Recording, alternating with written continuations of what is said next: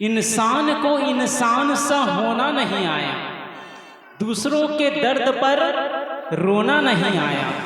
इंसान की इंसानियत से हो गई सगाई, अफसोस आज तक गौना नहीं आया, आज तक गौना नहीं आया। मनुष्य का जीवन तो मिल गया, लेकिन मनुष्यता अभी आना बहुत बाकी है। आदमी मंदिर में जाकर भगवान की पूजा करता है, देवी देवताओं की पूजा करता है, गुरु की उपासना करता है, लेकिन जब घर में आता है तो फिर जैसा का तैसा।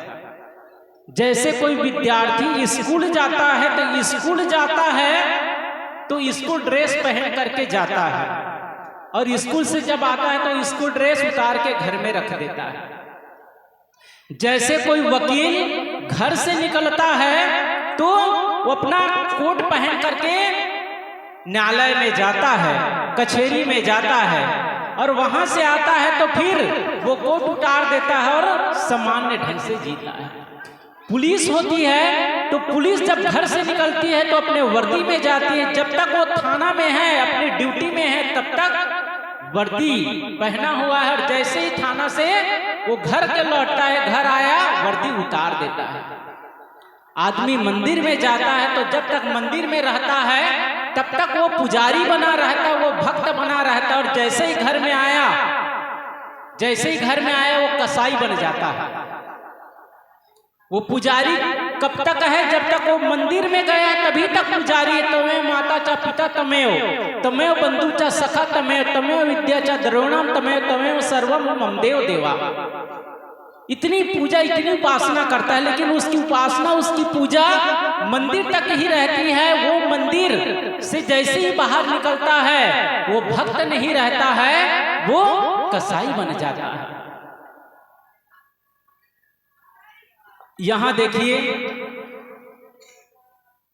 भगवान हनुमान, उनका मंदिर है, उनके जीवन को देखिए, कितने उसके अंदर भक्ति है, कितने उसके अंदर सेवा की भावना है, निश्चलता है, कितना उसका जीवन साफ पाक पवित्र है। जब हनुमान अशोक वाटिका में जाते हैं तो वहां क्या खाते हैं? क्या खाते हैं? रावण के लंका में जब अशोक वाटिका में जाकर क्या खाते हैं? वो उसके बगान में ही चला जाता है और वहां फल फूल खाता है। हनुमान भगवान वहां जाकर के वो फल फूल खाता है, पेड़ों में चढ़ जाता है और वहां फल फूल खाता है। भगवान तो फल फूल खाता है, लेकिन उसका पुजारी, उसका भक्त क्या खाता है? उसका भगत क्या खाता है? उसके भगत का तो कोई ठिकाना नहीं है। तो जो भगवान जिसकी हम उपासना कर रहे हैं वो तो फलाहारी खा रहे हैं, वो तो अच्छी चीज खा रहे हैं, लेकिन उसकी पूजा करने वाला क्या खा रहा है यार? उसकी पूजा करने वाले तो शराब भी पी रहा है, मांस मछली भी खा रहा है, पता नहीं खैनी गुटखा, जो दुर्व्यसन है, जो गलत चीजें हैं वो खा रहा है।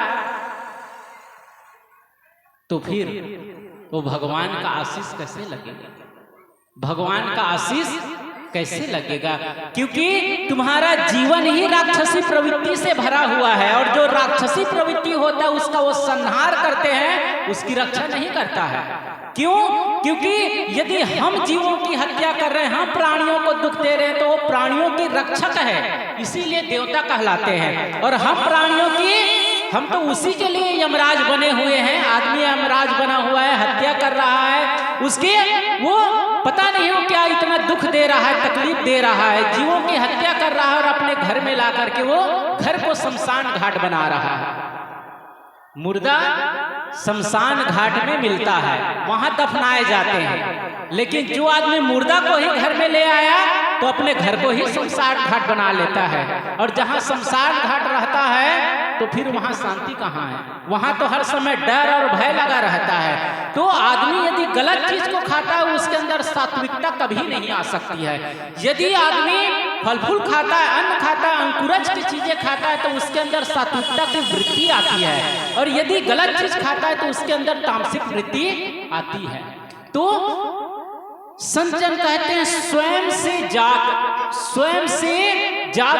से उत्पन्न पाप दुर्बुद्धि मनुष्य को उसी प्रकार नष्ट करता है जिस प्रकार लोहे से उत्पन्न जंग लोहे को नष्ट कर देता है। ये संत जन जो इतना समझाते, वो उसकी शिकायत नहीं, उसकी निंदा नहीं करते, उसको सन्मार्ग दिखाना चाहते ताकि उसका भला हो जाए। पाप जो आदमी करता है उसी पर लौटता है। कोई आदमी किसी प्राणी को मारता है तो उसी को ही दुख मिलता है। संत जन दयालु होते, कृपालु होते, वो समाज को एक दिशा दिखाते हैं। इसलिए पहले से कहता है कि भक्त ये ना करो, क्योंकि वो तुम पर ही लौटेगा। वो जो तुमने जो दिया है, जो किया है, वो तुम पर ही लौटने वाला है, कहीं जाएगा नहीं। तो वो उसको सुखी बनाना चाहते हैं, उस पर उसकी नजर है, उस पर वो करुणा से कहते हैं कि तुम जो तुम्हारा जो भोजन है उसको तो तुम खाओ, तुम ये प्राणियों की हत्या मत करो। प्राणियों का प्राणी जो है ये भी उसी परमात्मा का सृजन है, उसी की कीर्ति है, उसी की रचना है, और तुम उसी की रचना का तुम ये गलत चीज कर रहे हो, उनके साथ अन्याय कर रहे हो, उसकी